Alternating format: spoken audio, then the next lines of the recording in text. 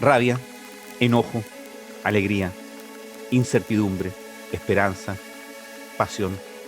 Son los sentimientos que podemos haber sentido este año producto del COVID. Este es Cosas y Casos y yo soy Edgardo Lovera y vamos a hablar de los sentimientos.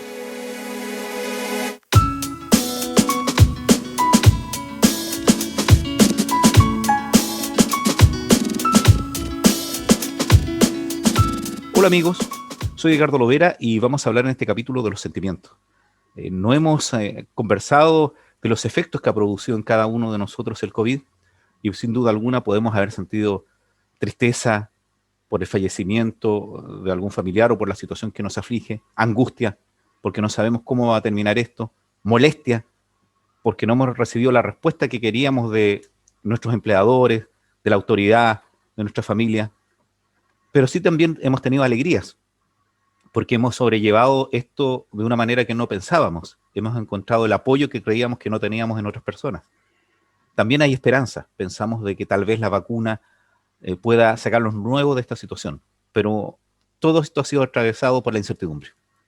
Hoy en este capítulo de Cosas y Casos vamos a hablar de los sentimientos y para eso molestamos con el poco tiempo que tiene a Juan José Vergara. Acuérdense que él es sociólogo, máster en neurocoaching, porque él ha tratado con los equipos a los cuales asesora y a los ejecutivos y empresarios que asesoran en sus tareas de coaching, cómo sobrellevar algo que es muy relevante en este periodo, que son los sentimientos, los equipos de trabajo, los grupos familiares, y uno mismo va notando que estás teniendo comportamientos distintos. Y todo eso está más allá de la salud física vinculada con lo espiritual, con los sentimientos, para algunos con la salud mental. Así que vamos a saludar a Juan José. Juan José, ¿cómo estás tú? Hola Edgardo, ¿cómo estás? Muy bien, oye, gracias por la invitación, por este espacio para generar conversación y así también poder generar posibilidades, para ver si podemos de estas conversaciones sacar algunas cosas que puedan ayudar a quienes nos están escuchando y obvio ser un granito de aportar ahí con un grano de arena a este momento tan difícil y tan golpeado que estamos en este 2020. Oye, Juan José, ¿sabes tú que tú, como sigues con tu actividad de coaching y también con tus esta actividad de asesoramiento académico y para empresarios, has denotado, y lo habíamos conversado un poquito respecto a la incertidumbre, pero has denotado que hay cambios anímicos reflejados principalmente en la manifestación de los sentimientos. Yo entiendo que un sentimiento que ha atravesado a todos es el miedo. ¿Qué piensas tú de la reacción que has visto y cómo podemos enfrentar el miedo, el temor, Juan José? Bueno, particularmente cuando me ha tocado trabajar con distintos grupos, tanto de instituciones públicas como también en empresa privada, hay una sensación, yo diría que la primera como emocionalidad que está ahí como a flor de piel de los equipos de trabajo tiene que ver con la incertidumbre. Y esa incertidumbre se ve reflejado porque hoy día estamos viviendo, ¿cierto?, un momento histórico en nuestra, ¿cómo se llama?, en nuestra vida humana, ¿Mm? ¿cierto?, donde el incertidumbre está reinando porque no sabemos qué va a pasar mañana. No sabemos si hay continuidad en el aspecto laboral, no sabemos si esta, entre comillas, nueva normalidad vino para quedarse o va a haber algún tipo de transformación.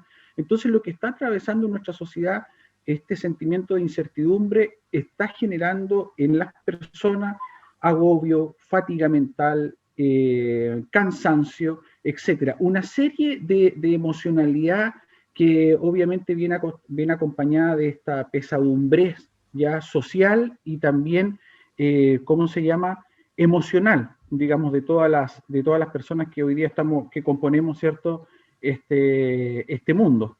¿Sabes tú que yo lo he visto porque, mira, fíjate que los empresarios del turismo principalmente y los empresarios de gimnasios, que son grupos que han sido súper afectados, así como los artistas, vivían en cierta manera una incertidumbre porque no sabían cuánto podían generar económicamente, ¿cierto? Y eso implicaba también el sobrevivir en un área que entendamos que no solo a veces es económico, sino también es la pasión de cada uno. Yo ayer conversaba con un dueño de una pizzería, que es un muchacho que estudió en Francia, se volvió a Temuco y que quería instalarse en su propio restaurante, ¿cierto? Y la idea de él, después de haber pasado un circuito de restaurantes.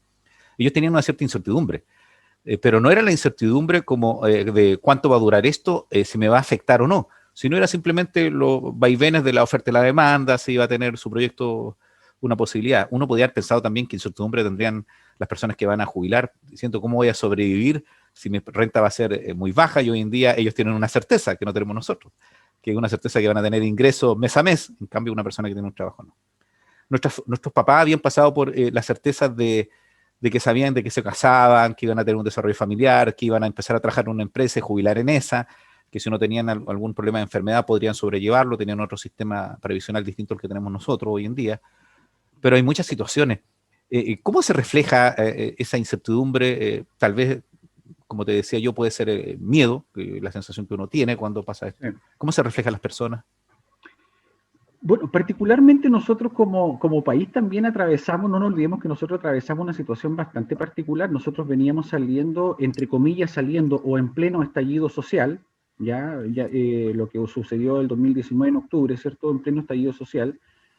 Posterior a eso, y en ese mismo momento, ¿cierto? Ya la incertidumbre reinaba, porque tampoco había una anormalidad, entre comillas, ¿cierto?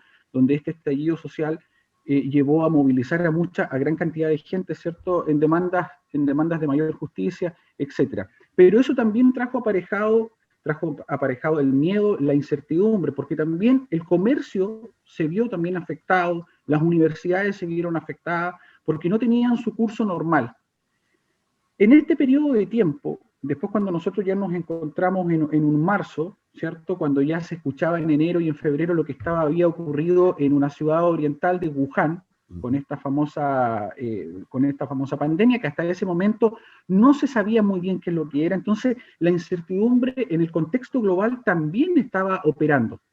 Después llega marzo y empiezan los primeros casos aquí en América Latina y ya se sabía de esta pandemia a nivel global, lo cual trajo inmediatamente aparejado la sensación de incertidumbre que ya estaba instalada y nosotros como sociedad ya lo veníamos viviendo hace un rato, y posteriormente también vino esta sensación, o esta emocionalidad vinculada con el miedo, con el temor al contagio, con el temor a que yo mañana no voy a poder abrir mi local comercial, porque comenzaron también las cuarentenas, empezó el confinamiento. Lo que hace mucho tiempo atrás, ¿cierto?, en las ciudades del siglo XVIII se estuvo, digamos, haciendo, era un mecanismo de control social, ¿cierto? Eso lo aborda muy bien Foucault, ¿cierto? En esta especie del excluido, el excluido por algún tipo de infección que podía propagar al resto de la comunidad. Entonces nosotros empezamos a vivir esa situación y esa situación trajo evidentemente un miedo exacerbado en la población. Y ese miedo vinculado con la incertidumbre de no saber qué es lo que va a pasar mañana, de no saber si mañana voy a seguir en mi trabajo, si me van a despedir, si no saber si mañana voy a poder abrir mi negocio o no. Entonces, esta sensación, esta emocionalidad que se empieza a manifestar de manera individual, pero después posteriormente, rápidamente de manera colectiva, empieza a generar obviamente una sociedad que temerosa de lo que está sucediendo, con mucha incertidumbre y bueno, y muchas consecuencias que ya podemos ir quizás conversando, pero eso a grandes rasgos. A mí me llamó la atención del catálogo de los sentimientos, la angustia, fíjate, porque yo le decía a mis alumnos que todos tienen derecho a tener miedo y se me había olvidado que todos tienen derecho a sentir angustia. Hacían una frase donde referían a la angustia como estar mal pero no saber por qué, ¿cierto? Y uno se recuerda tal vez de las crisis de pánico, que es como el extremo de estas situaciones. Pero la angustia, ¿cómo nos va afectando? O sea, ¿cómo la vamos manifestando? A veces no nos damos cuenta, ¿cierto? Hay gente que tiene más espontáneo a flor sus sentimientos, ¿cierto? El llorar, el golpear, decía yo el otro día, todos tenemos derecho a golpear a la almohada, a estar enojados, y en eso tenemos que entenderlo, especialmente cuando es el grupo familiar. Y aquí parece algo extraño, ¿eh? Éramos familia, pero no nos veíamos todo el día. Estábamos todo el día afuera y conocíamos una parte de la personalidad de nuestros compañeros o compañeras dentro de nuestros hogares, y hoy día estamos descubriendo la personalidad completa y hay que sobrellevar eso. Te cuento una anécdota, los que éramos scout siempre decimos que nos hicimos muy grandes amigos porque pasamos 15 días solo con un desconocido dentro de una carpa. Entonces, si tú lo podías soportar en 15 días en un pequeño cubículo viviendo casi en una carpa, te transformabas en grande enemigo, en definitiva no se consolidaba la amistad. ¿Qué pasa con la angustia, Juan José? Lo que pasa es que yo ahí, bueno, toda emoción, ¿cierto?, precede de alguna acción. Algo ocurre para que nosotros estemos de determinada emocionalidad. Entonces, cuando hablamos un poco de angustia, la angustia yo la vinculo mucho con una serie de acciones que van ocurriendo en el pasado, que nos afectan en este presente, y que nos van como acumulando esta sensación de no saber qué es lo que va a ocurrir, de tener miedo porque se me puede ir mi mamá, se me puede ir mi papá. Hay casos muy concretos con respecto a la pandemia que nosotros estamos viviendo. Las personas que han perdido a algún familiar, algún ser cercano, producto del COVID, han vivido una situación que uno podría pensarle y dejarlo en la categoría un poco de inhumano, ¿cierto? De esto de entregar un ataúd cerrado donde tú no puedes hacer el ritual común que todas las personas hacemos cuando muere un familiar, ¿cierto? Verlo por última vez, abrazarlo, decirle cuánto lo quieres, cuánto lo amas, etcétera, sino que ahora desde una situación súper lejana, digamos, a lo cotidiano, que es esta distancia, donde no puedo abrir el ataúd, no me puedo despedir. Entonces, cuando empezamos a conocer esos relatos, evidentemente dentro de la población, dentro de la sociedad, también empieza a generarse una angustia colectiva o una emocionalidad colectiva, vinculado con esta desesperanza un poco de que no sabemos qué es lo que va a ocurrir mañana. No sabemos muy bien lo que está ocurriendo en este momento, difícilmente sabremos lo que va a ocurrir mañana. Y yo creo que todo eso está vinculado con una emocionalidad como es la angustia, como lo es el miedo.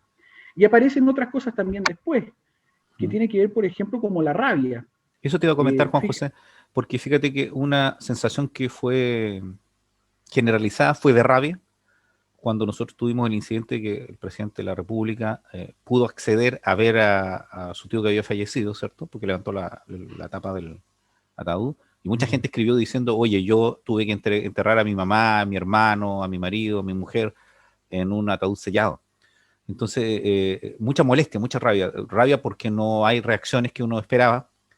Yo me imagino a la gente que estaba esperando rápidamente su 10% la primera vez o la segunda vez y no lo necesitaba para ir a comprar un artículo que no fuera de primera necesidad, sino porque necesitaba alimentarse o necesitaba tener un tratamiento. De hecho, que también esa rabia fue la que hizo que nosotros tuviéramos el estallido social, ¿cierto?, el año pasado, porque fueron muchas respuestas que lo que sonaban eran abofetadas, ¿cierto? Levántese más temprano, si quiere viajar más cómodo. Bajaron las flores, compré flores, aprovecha a hacer vida social cuando haga fila esperando con la tienda en los servicios de salud. Entonces era rabia, daban ganas de efectivamente tomar las medidas de fuerza. Yo le decía a un amigo que me decía, cuestionaba las reacciones de algunas personas muy violentas, y le decía, bueno, es que nosotros no hemos vivido la violencia que significa llegar a la casa y que tu hijo o hija te diga, tengo hambre, y tú no lo puedas solucionar. Entonces, eso es violento y produce una reacción. ¿Qué pasa con la rabia? ¿Qué sucede con esta sensación, este sentimiento? Bueno, la rabia precisamente tiene que ver, es una emoción, ¿cierto?, que está vinculada directamente con las expectativas, decirlo de alguna manera, es decir, con la promesa incumplida. Cuando ocurren promesas incumplidas, te genera frustración, ¿cierto? Y eso lo puedes vincular con la rabia. Nosotros, bueno, tú mencionaste también los desaciertos en algunos comentarios políticos, ¿cierto?, que fueron desaciertos para lo que el contexto en ese momento estábamos viviendo. Tú bien lo nombraste, ¿cierto?, de algunos ministros que dijeron ese tipo de cosas. Y yo creo que después, ya en este 2020, la rabia estuvo presente porque si genero el puente y hago la relación con la incertidumbre, la rabia está vinculado con que si yo soy propietario de un pequeño local, pero resulta que no me están entregando ni las herramientas, ni el apoyo para que yo pueda abrir mi local, lo que a mí empieza a generar, a pesar también de la frustración de no poder abrir, también una sensación de rabia. O sea, ¿quién se hace cargo de esto? ¿Quién me ayuda con esto? Y en una sociedad hiperindividualista como la nuestra, donde la construcción con construcción con el otro de manera colaborativa o de colaboración no está, ¿cierto? Evidentemente que cada uno viviendo este duelo personal de alguna manera, ¿cierto?, empieza a generar esta sensación de rabia por esta promesa incumplida o por esta no presencia de promesa, ¿cierto?, donde evidentemente se vuelca, ¿cierto?, en una rabia generalizada.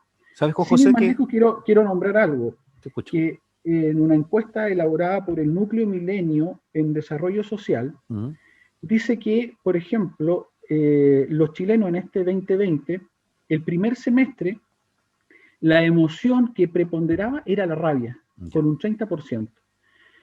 Y aquí podemos hacer varias lecturas. Esa lectura yo creo que tiene que ver un poco por la lentitud o la inoperancia del gobierno o de las autoridades sanitarias de dar respuestas inmediatas para situaciones que tenían que ver con el trabajo, con la seguridad social, con la salud, etc. Y como esas cosas no se fueron cumpliendo o esas promesas fueron incumplidas, lo que fue generando en el grueso de la población fue esta emoción, esta emocionalidad, ¿cierto?, de rabia, de disgusto por lo que está ocurriendo. Después se empieza a acompañar otras cosas como el miedo, como la incertidumbre, pero en un primer semestre de este 2020, digamos que la rabia fue una de las emociones más preponderantes o dominantes en nuestra sociedad chilena. Lo que te iba a decir yo es que estaba pensando en el circuito de los enojos que yo tuve en este periodo. ¿Qué me molestó? Y yo creo que hay muchas situaciones que reflejan desprecio. El mirarnos por sobre el hombro, como dice uno, ¿eh? Que fue las sensaciones que teníamos antes del estallido social y que se fueron incrementando. Mira, lo primero era la sensación de que hubiera gente que creyera que con 50.000 pesos podíamos solventar todas nuestras problemáticas cuando se discutió el ingreso mínimo que podía aportarse, ¿cierto? Un bono de 50 y se subió a 15.000 pesos. Uno dice, oye, ¿y ellos qué creen? ¿Eh? ¿Qué se creen? Porque es una sensación de injusticia. Lo otro era efectivamente que yo no tengo las mismas posibilidades que otros que tienen a veces más potencial económico, ¿cierto? Más fuerza económica, pero había un grupo privilegiado que tampoco tiene tanta capacidad económica, pero tiene control de toma de decisiones del grupo. Entonces, decía yo, pucha, me dio rabia eso, me dio rabia que no nos entregaran el 10% que se logró. Me daba rabia escuchar todos los días que no se tomaban medidas. Yo entiendo que muchos empresarios y muchas personas que tienen actividad económica sintieron rabia que despreciaran su actividad económica, que pensaran que no era relevante. Yo he conversado y he entrevistado a muchos dueños de gimnasio y deportistas que dicen, oye, qué rabia que crean que lo de nosotros no es importante y es parte de la salud. Qué rabia que crean que esto es solo estético, cuando lo estético también tiene importancia. Por ejemplo, escuchaba a peluqueras que decían, hay una que enfrentó a un ministro, ¿eh? Conversé con ella, y me decía, ¿por qué se ríen cuando decimos que es importante que nos queremos ver bien? Yo recordaba, tuve una persona muy enferma, que cada cierto tiempo la llevaba a la peluquería para que la arreglara y todo, para que se viera mejor ella cuando se miraba, se sintiera mejor. Porque al ser humano le gusta tener ciertas cosas, ¿cierto? Hacerse ciertas caricias. Los restaurantes, los hoteles en su principio, oye, pero ¿por qué un gran hotel es contratado y no yo que tengo un pequeño hotel? ¿Por qué desprecian mi actividad? ¿Por qué desprecian lo que yo estoy haciendo? Los artistas. ¿Por qué hay colaboraciones para otros y desprecian mi arte? Entonces eso producía mucha rabia. ¿Qué otro sentimiento has notado que aflora y qué pasa con la rabia también, Juan José? Bueno, yo creo que ahí hay que tener una mirada sistémica de la sociedad en su conjunto. Cada una de nuestros labores, de nuestros roles que cumplimos en la sociedad son importantes. Yo creo que lo que uno no puede hacer es menospreciar la actividad de las personas, independiente cuál sea.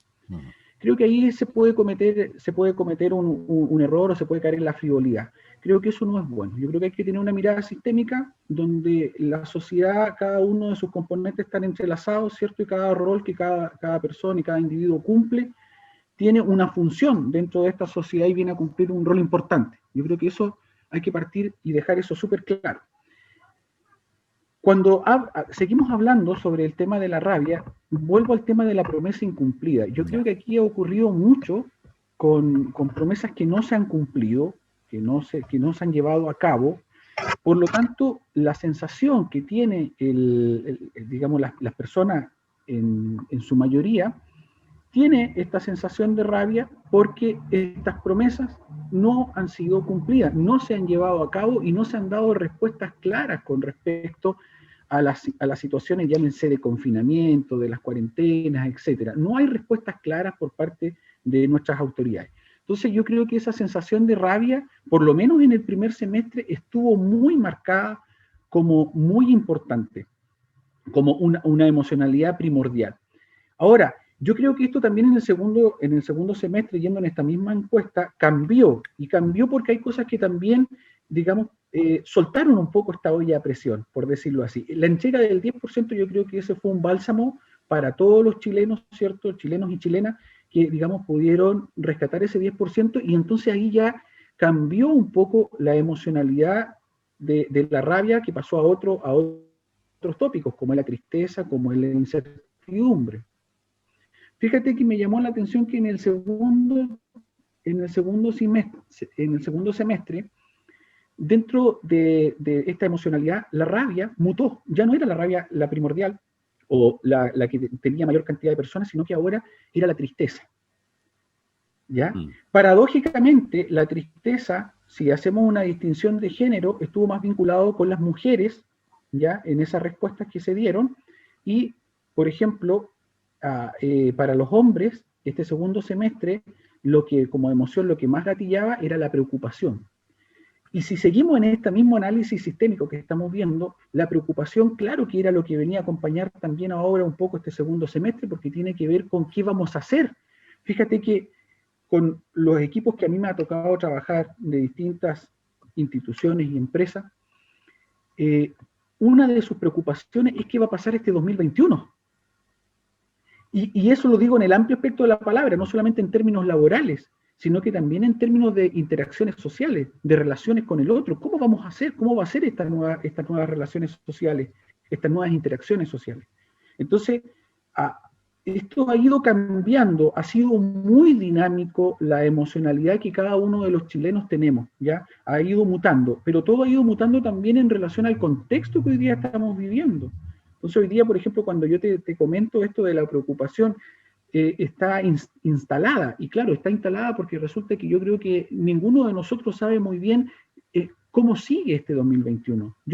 Algunos no saben si este 2021 en enero le dicen hasta aquí nomás llegamos, va a haber reducción de personal, ¿ya? Entonces, hay mucha preocupación, hay mucha incertidumbre y obviamente eso está gatillando en una emocionalidad vinculada con lo que hemos estado nosotros conversando un poco, con miedo, insatisfacción, con rabia, con enojo, enfado, fatiga mental. Que hay también otras... Último, se me olvide. ¿Cuántos hoy día, cerrando este 2020, están sumamente agotados físicamente, mentalmente? Hay una fatiga mental tremenda. Disculpa, No, está bien. Te iba a preguntar sobre eso porque también hemos hablado de algunos sentimientos que uno cree que no son buenos, pero en realidad es parte de la naturaleza, por el sentir enojo, miedo, molestia, es parte de la naturaleza del ser humano. Pero sí, convengamos que gracias a esa emocionalidad hemos tenido este proceso evolutivo, nos encontramos hoy día en el 2020. O sea, para que nosotros hoy día los seres humanos existamos hoy día, la emocionalidad viene a jugar un rol súper importante. Claro, ahí yo he escuchado críticas, por ejemplo, el de personificar o el analogar esta situación a una guerra, porque la guerra tú tienes a otro ser humano, ¿cierto? A un grupo de personas con las cuales estás batallando y por lo tanto tú puedes ver que hay valores del otro lado, ¿cierto? Y pueden haber similitudes para construir después la paz. Pero aquí nosotros no estamos en guerra. O sea, la enfermedad no es un otro, no tiene sentimiento, no hace distingo y no vamos a poder negociar con ellos. No, por supuesto, una pandemia no tiene valores, ¿cierto? Ni tampoco tiene capacidad abstracta o sea, no, bajo ninguna lógica entra en un paradigma de guerra esta situación. Ahora hay obviamente algunas autoridades mundiales, entre comillas, ¿cierto?, que le han dado esta categorización, pero creo que es equívoco, porque en realidad tú muy bien lo nombraste, o sea, no es un enemigo, o sea, no estamos luchando contra alguien que tenga una estrategia, que tenga valores detrás, que tenga un espíritu detrás, ¿ya? Por lo tanto, el concepto de guerra creo que no calza en esto. Yo creo que hay que buscar otros conceptos y otros mecanismos que nos puedan ayudar a hacer más llevadero, digamos, esta situación en el contexto global que nos encontramos. De hecho, te digo, yo he conocido gente que ha estado en situaciones de guerra.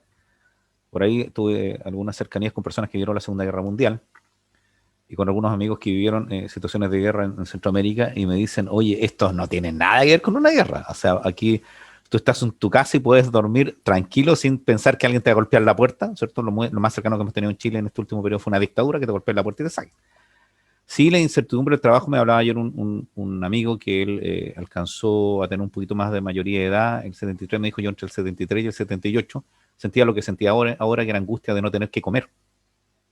Yo recordaba eso, Ujú. porque no conseguíamos trabajo, porque éramos unos parias, teníamos que cuidarnos, no podíamos confiar en nadie, que es una situación que tampoco no se da tanto hoy en día. Pero quería hablar de situaciones que sí podemos estimar que son sentimientos que nos alegran, ¿cierto? Y uno de esos es la alegría, la sorpresa y después hablar un poquito de la esperanza. ¿Por qué la alegría?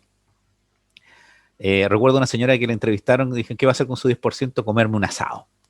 ¿Pero por qué? Nunca había tenido tanta plata en mi vida. Dijo. Me voy a juntar a toda mi familia a celebrar de que estamos vivos. Dije, oye, qué bonito, ¿cierto? Por eso que no había frivolidad en ninguna de las compras. De hecho, se llevaron sorpresa porque las estadísticas indicaban de que nadie gastó, de que, bueno, más de alguno tiene que haberse pegado la borrachera de su vida, ¿cierto? O sea, comprarse algún suntuario, pero muchos hicieron tratamientos médicos, solucionaron una deuda, salvaron su casa, algunos empresarios pagaron a sus trabajadores. Yo lo que hice fue tratar de fortalecer mi emprendimiento, ¿cierto? Tomar precauciones. Esos dineros sirven para que uno tenga precauciones, se pueda proyectar especialmente en el mundo del emprendimiento. Pero hay mucha alegría. ¿Cómo uno no va a sentir alegría de que hay gente que tenga tan poco y sea tan solidaria? Yo he tratado, voy a contar una infidencia en los familiares, he tratado de colaborar con algunos hermanos, familiares que yo creo que pueden estar mal, y me llevó una alegría un día que llego a la casa y encuentro unos paquetitos. Y dije, ¿y esto qué será? No es que ahora te llegan tantas cosas por delivery. Y eran algunos que me habían enviado cosas. Entonces había Ya. una carta que decía, tú estás preocupado por nosotros en este periodo y nosotros también estamos preocupados por ti, mire, te mandamos esto. Y dije, oye, pero qué bonito. Cuando uno suponía, por la realidad económica o tal vez por que nos correspondía a nosotros, ¿cierto? Hay distintas personas que entienden los deberes distintos, ¿no? Yo tengo un compromiso muy fuerte con mi familia, muy extendida, y me llamó la atención. ¿Cómo no hacer una alegría que te llame a alguien? Yo me preocupé, esto es gratis, ¿eh? Una recomendación para todos, de acordarme quiénes me dieron alegría durante mi vida, compañeros de colegio, de trabajo, clientes, amigos, y a todos los he llamado. A los que no, los voy a llamar antes que termine el año y decirles y preguntarles cómo estás. Y Yo, me ha servido para alegrarme primero que no he tenido muchos afectados y algunos que sí perdieron sus familiares, pero uno puede ir mejorando su estado anímico, decir, oye, qué bueno que están bien, esto no está tan mal, cuenta conmigo, esos 15 minutos, 20 minutos de conversación alegran especialmente para los adultos mayores, ¿cierto? Ya algunos no los veían cuando estábamos sin pandemia, imagínate ahora, ¿cierto? Hay que tratar de recuperar eso. ¿Qué me puedes decir de esos buenos sentimientos, por decirlo así, de la alegría, la esperanza? ¿Qué me cuentas, Juan José? uf, yo creo que lo que tú estás haciendo, lo que tú relatas, rescatar la alegría, la felicidad en una sociedad que no es tan amorosa. Más bien nosotros hemos el paradigma, ¿cierto?, de este exacerbado individualismo en el cual nosotros nos encontramos, nos ha llevado también a este aislamiento social, que ojo, no es solamente de la cuarentena, el aislamiento social ya venía de antes. Mm.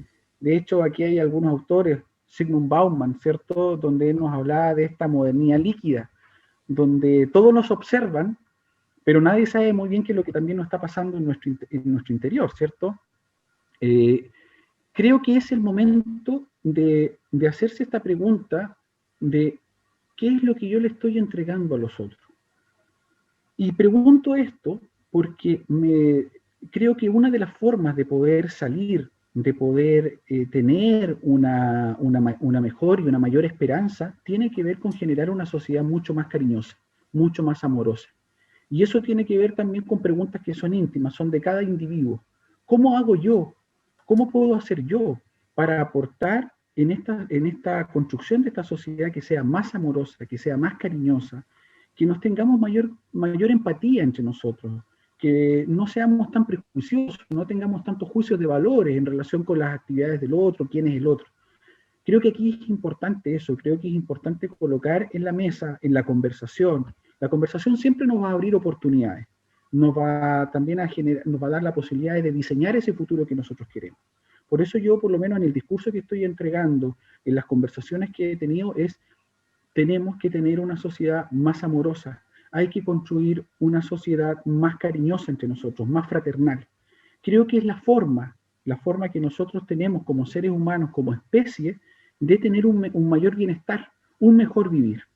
En la situación que hoy día nos encontramos, sobre todo en México, es necesario dar esta vuelta de tuerca y volcar nuestra emocionalidad positiva que tenemos, ¿cierto?, hacia las otras personas de una manera más cariñosa, más armoniosa, más de respeto. Creo que eso nos va a hacer tremendamente bien. Yo creo que ahí hay un cambio importante que tenemos que aportar cada uno de nosotros. Creo que es la forma que estoy viendo ahora en este momento, donde muchas veces hay más sombras que luces, ¿cierto? Y recomendaciones, Juan José.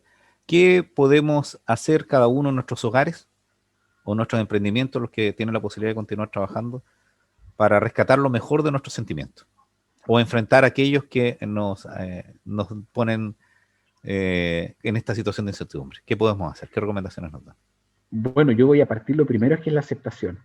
La aceptación por lo que está ocurriendo. O sea, aceptar. Hay una situación hoy día que nos convoca a todos, y es aceptarla. O sea, no puedo negar lo que está ocurriendo. Esto no fue una invención, no hay aquí una teoría conspirativa donde, o sea, yo creo que aquí hay que aceptar que el COVID, ¿cierto?, esta pandemia nos está golpeando muy fuerte. Entonces, la aceptación nos va a dar la posibilidad de ver qué estrategias podemos ocupar para poder llevar de mejor manera esto. Y lo digo porque también tenemos que dejar de tirar la responsabilidad al otro. Llámeselo, entiéndase el otro por gobierno, no sé, autoridades sanitarias, etcétera. También tenemos que partir por nosotros, ¿ya? Y esa mirada tiene que ver con qué estamos haciendo nosotros de manera individual para poder mejorar esta situación en la que hoy día nos encontramos. Entonces yo creo que la aceptación, la adaptación a los cambios nuevos que se vienen, yo creo que va a ser súper importante. Porque yo leí ahí un artículo por ahí de Byung-Chul Han, ¿cierto? Sobre que esta, entre comillas, nueva normalidad no es que se vaya a quebrar o vaya a cambiar el día de mañana. Yo creo que muchas de las cosas que hoy día están operando van a seguir de aquí hacia adelante. Obviamente que Byung-Chul Han tiene su mirada, ¿cierto?, sobre este estado policía, ¿cierto?, cibernético. Pero yo le presto atención mucho a eso porque me da la sensación que también los estados van a empezar también a tomar esta situación de pandemia también como poder tener un mayor control sobre la población. ¿Sabes tú que yo quería apuntar a eso también? Mi recomendación es tratar de entender primero de que mis reacciones no tienen que ser las mismas reacciones del otro. Todos tienen derecho a tener miedo, como había comenzado yo esta conversación. Todos tienen derecho a tener angustia. Todos tienen derecho a despertar de mal ánimo. De hecho, yo me dedico mucho a los temas de la infancia. Hay algunos que creen que los niños tienen que andar todos los días felices. Los niños son personas y por lo tanto pueden tener y partir mal un día, ¿cierto? Yo veo a mi hijo cuando amanece enojado y dice, no, partió de mal ánimo, ¿no? Y tiene derecho a tener miedo. Una persona, hay angustia en esto, pero tenemos que tratar primero de conversar, que nos cuesta mucho. Hoy en día estamos hablando más de lo que hacíamos antes, tal vez. Hoy día nos dimos cuenta de que extrañamos nuestros equipos de trabajo, nuestros colegas, nuestros amigos, nuestros compinches, y efectivamente perdimos un poco de tiempo en eso. No fortalecimos nuestras relaciones. Tenemos una ventaja. Las redes sociales nos hacen no estar tan aislados y podemos entender que esto no es un problema de nuestra localidad. Yo me imaginaba en la peste española, ¿cierto? Cómo tienen que haber pasado esas localidades que no tenían comunicaciones tan rápidas, que eran de semanas, de meses, y pensar que la situación que ellos vivían era la única. Yo creo que ahora los que sufrieron, o estarán vivos, porque fue hace mucho tiempo, los que vivieron algunas pandemias descubrieron que era mundial. Nosotros supimos desde el primer momento que esto era mundial, que lo que nos afecta a nosotros le afecta a los países desarrollados, que no porque Estados Unidos, España, Alemania tengan mayor desarrollo económico dejan de tener estos problemas. Ver también que hay situaciones que son trágicas. Ecuador me impactó demasiado y vivimos situaciones así, o sea, el tener que arrojar a la calle a tu familiar que está fallecido porque no tiene respuesta. Entonces valoremos las situaciones pequeñas, yo hablaba con un amigo de la universidad que decía que feliz era yo, me decía él, que feliz era yo cuando estábamos nosotros y compartíamos una bolsita de té y media marraqueta, Edgardo. Y ahora tengo tantos recursos y a veces siempre recuerdo esas conversaciones cuando los dos nos sentamos con nuestra taza de té y nuestro pan. Valora la sencillez. Eso es lo que nos hace más iguales, ¿cierto? Cuando no tenemos todos estos artefactos o todas estas, como si estas capas de consumo que nos hacen diferentes desde afuera, pero no olvidamos que todos tenemos la misma naturaleza. Para ir concluyendo, Juan José, ¿qué recomendaciones y qué nos quieres decir para ir finalizando sobre los sentimientos, que fue el tema de este capítulo de Cosas y Casos? Bueno, yo decirles también que, bueno, las emociones no son buenas ni son malas. O sea, las emociones tienen un componente de supervivencia. De hecho, nosotros nos encontramos hoy día acá porque gracias a ellas han sido una pieza fundamental en el funcionamiento de nuestro organismo, de nuestra especie, para poder hoy día sobrevivir. Aceptarlas. Yo no digo que hay que negar la rabia existe por algo, precede por alguna acción, digamos, para que estemos con determinada emocionalidad. Aceptarla, pero también colocar las cosas en su justa medida, buscar un equilibrio. Hasta dónde nosotros estamos dispuestos a, ¿cómo se llama?, a sentirnos de determinada manera. Entonces, eso también tiene que ver con la aceptación de lo que está ocurriendo. Si yo niego lo que está ocurriendo, voy a sufrir. Lo mejor es generar una aceptación de lo que está ocurriendo, buscar estrategias, buscar formas que me puedan ayudar a sobrellevar la situación que estoy viviendo. Y en ese aspecto, siempre contar con las redes de apoyo que uno tiene. Familiares, amigos, si uno tiene alguna angustia, conversar con los amigos, conversar con el familiar con las cosas que te están ocurriendo. Y por último, entre todos, buscar generar las instancias para tener una sociedad más cariñosa, más amorosa, de mayor respeto. Y vuelvo a decir lo mismo que dije hace un rato atrás. Yo creo que ese es un camino que a nosotros nos va a ayudar, por lo menos, a tener una mayor colaboración entre nosotros y poder salir de una mejor manera, de una manera más victoriosa frente a esta situación. Lo que están esperando quizás volver a la normalidad, yo les digo, no piensen en eso, no se queden con eso, acepten los cambios que se vienen y traten de influir de una manera positiva con las cosas que nos están hoy día llegando. Yo creo que el teletrabajo y todas estas cosas que hoy día aparecieron de manera muy veloz, pero que ya venían desde antes, ¿cierto? No llegaron para irse el 2021 en el 2022. Yo creo que ahora hay una forma de trabajo que va a estar vinculado con el mundo digital, con el mundo virtual, es lo que está, es lo que se viene, y eso nos va a traer también otras dificultades, otras problemáticas. Somos seres sociables, somos seres de contacto, necesitamos el afecto con el otro. Entonces me preocupa esta situación muchas veces de lo que Bauman cierto llamaba la modernidad líquida, de esto donde todos nos ven nuestras vidas, pero quizás no nos ven también en el fondo en nuestro ser, lo que nos está ocurriendo. Pero eso está, ya se quedó. Entonces vuelvo a decir esto, aceptemos lo que hoy día está ocurriendo, pero aceptémoslo también con altura de mira. Seamos más cariñosos entre nosotros, tengamos mayor cantidad de empatía, no seamos indolentes con lo que nos está ocurriendo al vecino, lo que le está ocurriendo a nuestros pares, sino que tratemos de ver cómo podemos dar una manito. Creo que de esa manera se construye una mejor sociedad y es lo que hoy día necesitamos.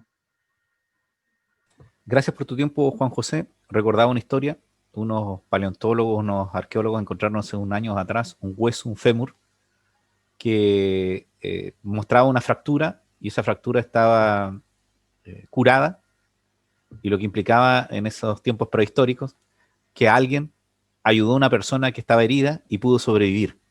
Y si uno se quedó al lado en esos tiempos de otra persona, descubrió que eran iguales, hubo afectos, hubo sentimientos, y eso los ayudó a sobrevivir y llegar a lo que somos ahora. Yo te quiero agradecer tu tiempo, yo sé que estás muy ocupado, y agradecerle a los amigos que nos escuchan en Cosas y Casos. Este video va a quedar en YouTube, en Face, y también nos pueden escuchar en Spotify. Y los invito a tener esperanza. Hemos sobrevivido como especie humana a situaciones mucho más violentas que estas. tal vez con más herramientas, pero no tenemos que olvidarnos de que en la vida en sociedad y la solidaridad es la que nos ha llevado a sobrevivir. Ninguno de nosotros va a poder sobrevivir solo. Tratemos de ser empáticos con el dolor del otro, con los sentimientos de los otros. Toquemos la puerta, llamemos por teléfono, preocupémonos de los otros, para que tengamos actos y recuerden que un acto de solidaridad es usar mascarilla, no es para que me contaminen, sino para que yo no contamine a otro. Y lo espero en otro capítulo, así que muchas gracias, Juan José. Que estés muy bien. Oye, una última cosita. Me gusta el concepto de la esperanza, porque la esperanza te abre posibilidades. Creo que es un concepto que tenemos que tenerlo ahí a mano, porque es algo súper importante, por lo menos en nuestra especie. Fíjate que hay un libro impresionante llamado El hombre en busca de sentido, Ya. que relata el encierro de un psiquiatra, que él lo relata, ¿cierto?, en el Holocausto. Y en este libro él da cuenta también de que una de las cosas por la que él sobrevive es la esperanza, y la esperanza de mañana va a ser distinto, mañana va a haber un cambio. Entonces yo creo que no nos quedemos hoy día con lo que está ocurriendo, sino que tengamos una esperanza de que esto también va a cambiar, van a llegar nuevas condiciones que nos pueden ayudar también a tener una mejor y nueva sociedad. Bueno, en este capítulo de Cosas y Casos, soy Edgardo Lovera, hablamos de los sentimientos del COVID.